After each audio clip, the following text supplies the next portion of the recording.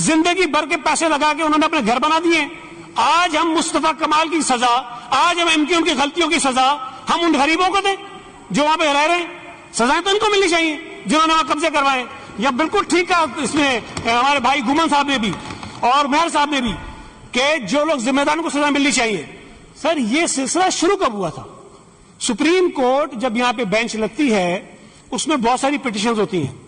اس میں ایک پٹیشن ہے CP9 2010 نعمت اللہ خان صاحب ورسز فیڈریشن آف پاکستان.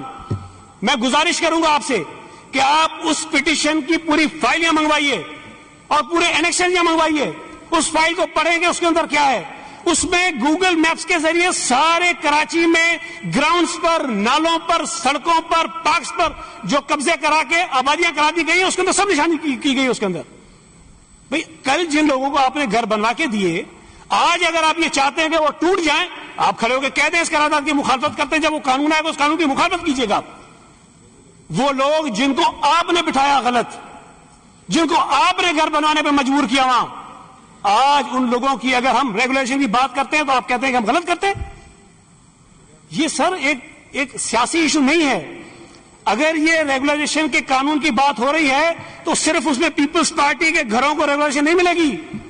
اس صوبے میں جہاں جہاں پر لوگ آباد ہیں اس کے اندر مینشن کیا گیا ہے کہ کہاں پر حکومت جو ہے وہ ریگولیشن نہیں کر سکتی ہے. ہم وہ نہیں کہتے، لیکن جہاں پر قوانین کی خلاف ورزی ہوئی ہے، یہ تو فیکٹ ہے نا، قانون کی خلاف ورزی ہوئی ہے. کراچی شہر میں بھی ہوئی ہے، کراچی کے علاوہ بھی ہوئی ہے، قبضے بھی ہوئے ہیں، انلیگل قبضے بھی ہوئے ہیں. لیکن حل کیا ہے؟ یا تو یہ حل ہے کہ یہ اسمبلی یہ طے کرے کہ ہم بلڈوزر لے کر آئیں گے، ہم فوج لے کر آئیں گے، ٹینک لے کر آئیں گے، بندوقیں لے کر آئیں گے اور ان کو اٹھا کے مسمار کر دیں گے. اور تو کوئی طریقہ نہیں ہے. ہم نہیں اٹھا سکتے کسی کو. یہ ایک طریقہ ہے کہ آپ پوری گولیاں مار دیں سب کو، بمباری کر دیں ان کے اوپر، اٹھا دیں ان کو. لیکن اگر یہ کام نہیں ہو سکتا تو ہم یہ التجا کر رہے ہیں کہ جی حکومت ایک قانون بنائے اور اس قانون کے مطابق جو ریگولائز ہو سکتے ہیں. یقیناً اگر کسی نے نالے کے بیچ میں گھر لے کر آئیں گے، ہم فوج لے کر آئیں گے، ٹینک لے کر آئیں گے، بندوقیں لے کر آئیں گے اور ان کو اٹھا کے مسمار کر دیں گے. اور تو کوئی طریقہ نہیں ہے. ہم نہیں اٹھا سکتے کسی کو. یہ ایک طریقہ ہے کہ آپ پوری گولیاں مار دیں سب کو، بمباری کر دیں ان کے اوپر، اٹھا دیں ان کو.